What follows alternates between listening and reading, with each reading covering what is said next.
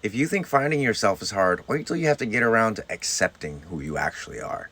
See, finding yourself is literally only half the battle. Once you find yourself, then you gotta accept, like, oh, that's me, and that maybe that version of me doesn't fit in with the reality or the lifestyle or the people or the business or the work or anything that you've spent your whole life creating. That's hard. Now, I've spent most of my adult life looking in places that most people are afraid to look. And basically, that's outside of the military, outside of the normal status quo job, outside of religion, outside of all like the mainstream shit. That's where I've been digging.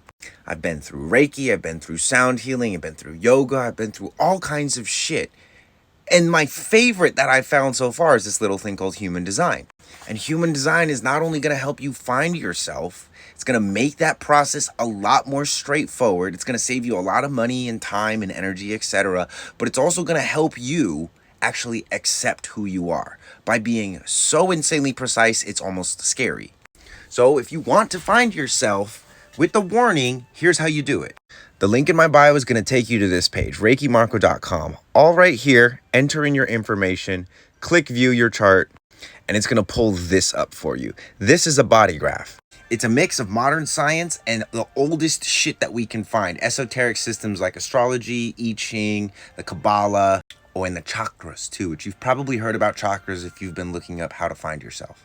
In a nutshell, everything that's colored in and defined by your placements, that's your day of birth, that's 88 days before your birth, these are going to be the things that are consistent in your experience.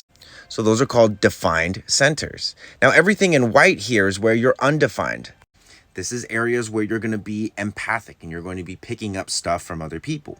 So looking at this chart, this is the solar plexus. That's where emotions are. You're going to pick up a lot of shit from other people. This is the sacral. This is where creative life force is going to come online. You're going to pick shit up from people. Heart is your ego, identity. This is literally thoughts and thought processes. And this is inspiration or other people's problems. All these white areas is where you've been distracted thinking, oh, maybe I'm here. You end up trying to prove yourself. Well, maybe I'm here looking for love and validation from other people. Maybe I'm here trying to convince people that I'm certain of shit.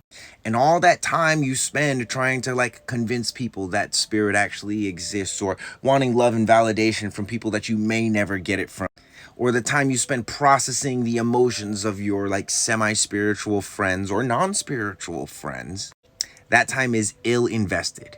Instead, do this.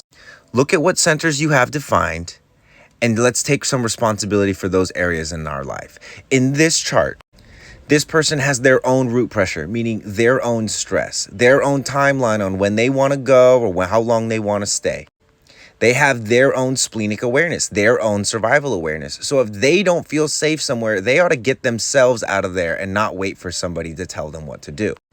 The spleen is also the center of intuition. So you know those weird whispers you get, like don't eat that food or don't get in that car with that person? Listen to that shit. And this is the manifestation center. This is the throat. Understanding yourself through the lens of your own voice, not other people's voices, is the way. Now, if that was a lot for you, there's good news. It gets even simpler than that.